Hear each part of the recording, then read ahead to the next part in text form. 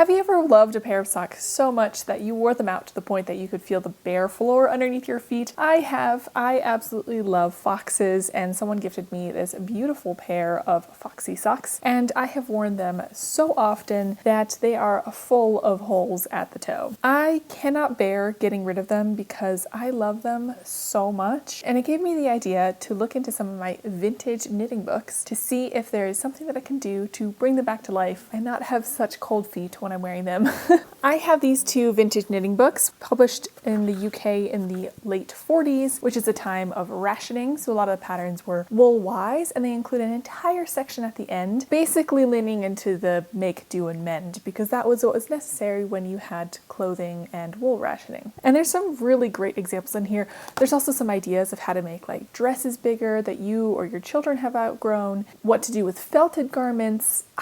Let me know. I'm kind of interested in trying out some of these other tricks, but what really caught my eye at the very end is fixing your socks. I think a very popular way of mending socks, or at least one that people have heard of, is darning. And I do have a darning mushroom, or I also have a darning egg, but the fabric that creates is a little bit uncomfortable. It's not as comfortable as the original knitted fabric. And my problem is that not only are my toes wearing out, but my heels are about to go. So I'd have large sections of darned areas of my socks, especially the sections that I like to be the most comfortable, and I don't want them to feel a little uncomfy. So what is recommended here is to reknit the heel and the foot. Sometimes they have you reknit the entire foot, like from here down, but I want to preserve this patterning on the foot, and so I'm going to follow the vintage idea of reknitting just the toes. And then there's no holes yet, but it's basically just asking to go. I think I need to rework the heels as well. I have no idea if this is going to work. In these vintage manuals, they even recommend hand knit socks. The problem with these machine-made socks, especially these modern machine-made socks, is that the gauge is tiny, so I have no idea if I'm going to be able to find needles that work and yarn that's going to work for this type of gauge. So step one, let's see if I have some yarn that I can use to reknit the heels and toes.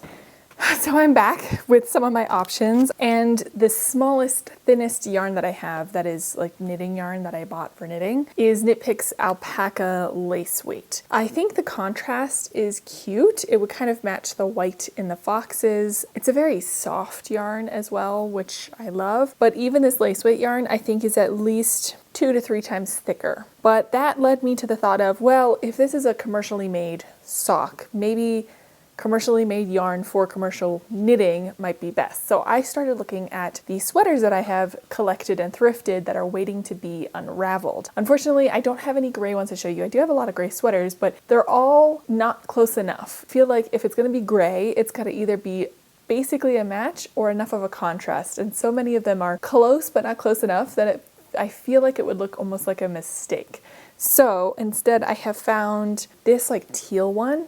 The teal blue greens are my favorite color. This is one of the smallest gauge of yarns that I can find. I was on the fence though about the color, and then I kept on digging through my stash until I found this sweater. It's this lovely moss green, and I just think that that color is perfect for this sock. To have like a contrast toe and heel in a moss green, I think is going to work out really, really well. Oh, and the other thing I didn't talk about is that I actually found my 60 needles. I'm gonna have to put up here exactly what that is in millimeters, but I have some, basically they're wire. It's just wire with pointed ends that aren't sharp, which is very useful. I mean, they're sturdier than wire, but that's how tiny they are. They aren't quite tiny enough. Like it's gonna be a little fiddly. I think they're the right size for this, but they're just like a touch big for this. So getting the stitches on the needles from this is gonna be, I might need to wear like 4 pairs of glasses to see what I'm doing. But I think step one,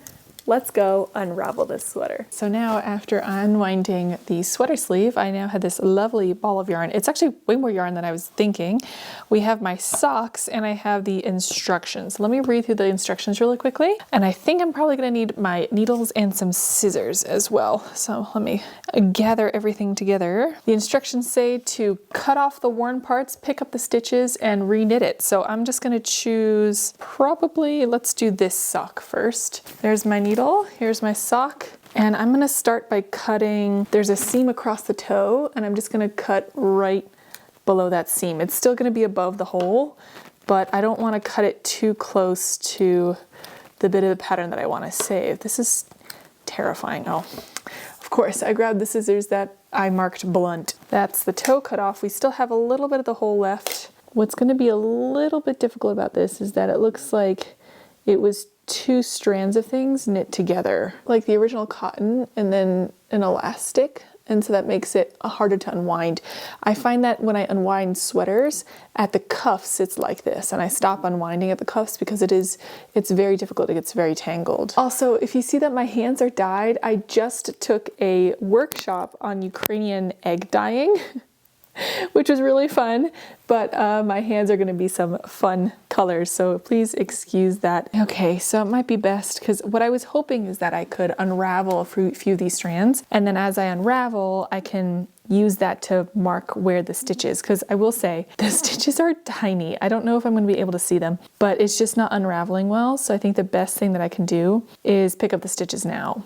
I think it's about 2 hours later, but I've got everything on needles. It's not the most perfect, but I'm going to do a round of knitting and just see how I did. I really went all out and picked up every stitch along the top of the foot, but that was taking so long. I just put a lifeline in on this one with a needle and thread, which was much easier on the bottom of it, and I'm just gonna knit as I see fit. So let's see how that goes. Can you see that? Round one is done. And if I keep on knitting at this gauge, I think I'm going to be here until next Christmas. So what I'm going to do is I'm actually going to double up the yarn of the unraveled sweater, and I'm going to go up to my larger needle size and knit a lot of these together so I have a lot fewer stitches to work across, or else, like I said, I am never going to finish this. I have limited, aka cut in half, the amount of stitches on all of my needles, and I'm using thicker needles, which is much easier, but I'm realizing the fabric that I'm creating with the doubled up is a touch see-through. And so I went back to my yarn stash and I found this cone of green. It's not exactly a color match, but it's close enough, and I think it'll add enough volume to my stitches to close the gaps a little bit. And I think now it's just time to do a whole bunch of knitting before I get to the decreases, because I cut off the sock. Let me see if I can,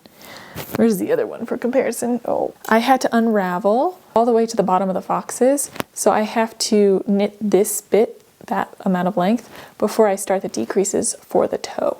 So I'm going to knit this much, and I will see you when I am done with that.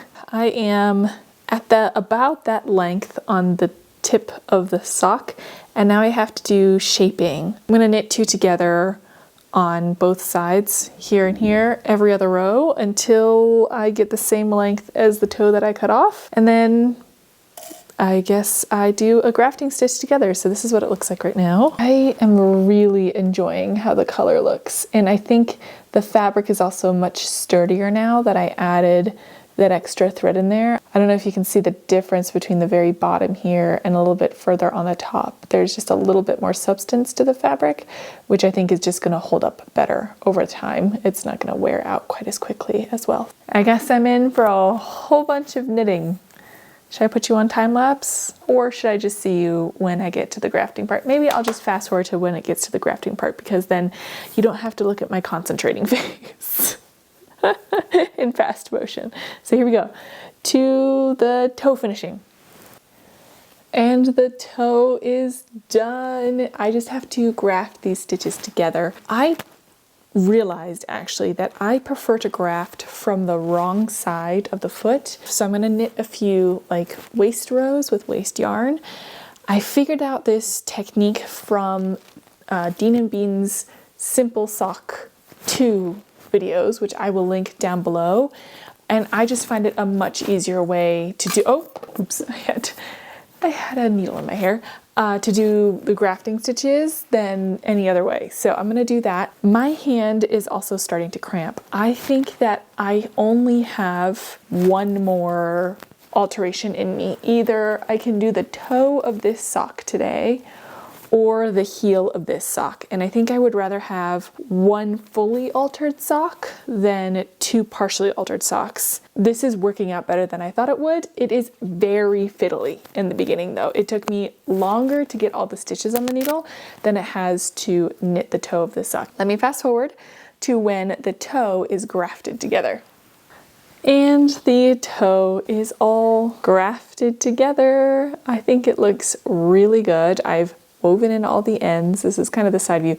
Sorry, it got fully dark now, so I'm gonna take a second to turn on more of the lights so you can actually see something. I'm so happy. This toe looks so good. It fits really well. It's very comfortable. So I think I only have the time to do the heel right now. How are we going to make this heel? Because in a lot of hand knit socks, you might be wondering this, in a lot of hand knit socks you do a heel flap with a gusset.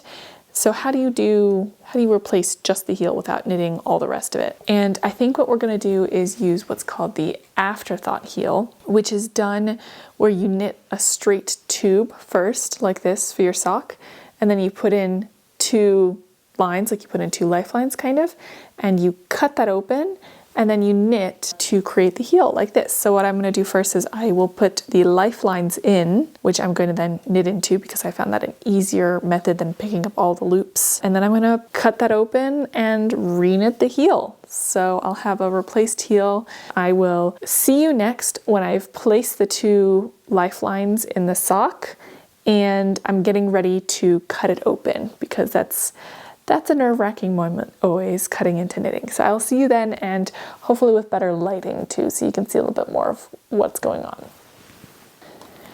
Okay, so my lifelines are now placed in the sock. Can you see that in the green right there?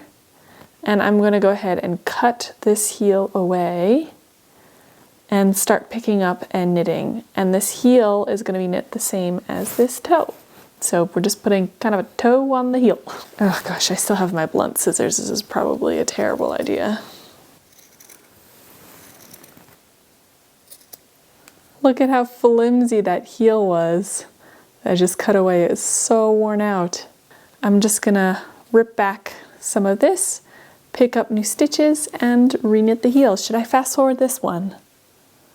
Maybe. Okay, I'll see you when the heel is done. And the heel is done. I can't believe how good it looks. I'm so excited. I'm really happy with the choice of color. It's really soft and it fits well, but it is also very, very late. So I'm gonna go ahead and see you in the morning so we can compare the fixed versus the not fixed sock and talk about exactly what we're gonna do next. So let's take a look at how this sock fits, how it looks, and how it compares to the worn out one really quickly. Good morning. It is the next day and I am so happy with how all of this has turned out. Yes, I am still in my pajamas. Sorry. Just didn't feel all that good today, so we're staying in my pajamas kind of day. And to be honest, my hands are so sore. I have not worked on such small needles in so long. I think we're gonna have to put them down for a bit, which means that so far we've only redone one sock out of the two that need redoing.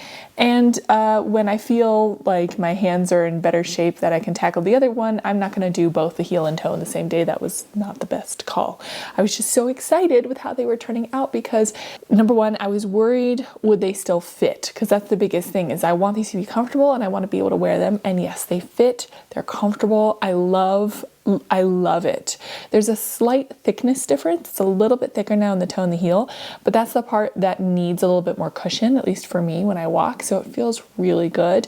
There is no noticeable transition or seam line between the old fabric and the new. So I am overall incredibly pleased with how this has turned out. I also love the color. I feel like it really fits in there. Would I recommend that you do this?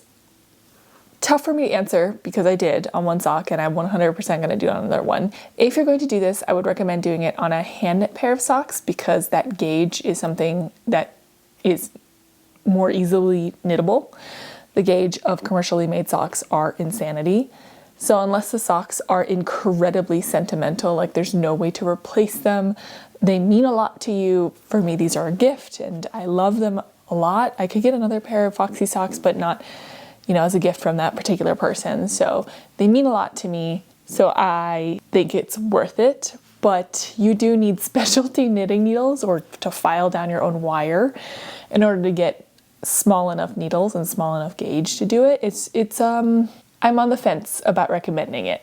I personally wouldn't do it unless it were the last resort of a sentimental item because it is so fiddly. But now that I know how well this works, I think what's really nice is that I can use this for maybe other hand knit socks. I have some that I think are wearing out a little bit, or honestly the foot felted slightly because I didn't wash it properly one time. And so what I could do is I could actually unpick the toe and knit the foot a little bit longer so that those socks will fit me better. And I have some hand knit socks where I realize that I have to make a deep heel adjustment. And I've knit some socks before I knew that because I have a look at videos by Roxanne Richardson. She explains a lot about sock knitting and doing different adjustments. And I think we have similar adjustments that we need. And so she talks about that. So I need to do a deep heel adjustment. And I've hand knit socks before I knew that and they don't fit as well. But now I know that I can undo the heel and reknit it with that deep heel adjustment and they'll fit me so much better. So I learned a lot. I'm glad I did it. It's gonna take me some time to do the other one, but I'm very excited because I love these socks and I'm gonna get so much more wear out of them. And if anything wears out again in the future, I know that I can hopefully reknit bits of it to keep wearing it as long as I can. Thank you so much for joining me. I hope that you enjoyed. If you want to see more vintage kind of crafting, knitting, historical stuff, or just overall explorations of fiber crafts, feel free to subscribe. I always enjoy having more people around here. It's really fun. You guys are a very lovely community and I appreciate all of you being here, so thank you. I'm going to leave a link to a video right here that I think you might enjoy if you want to continue watching things like this. Thank you again, and I hope to see you very, very soon. Bye!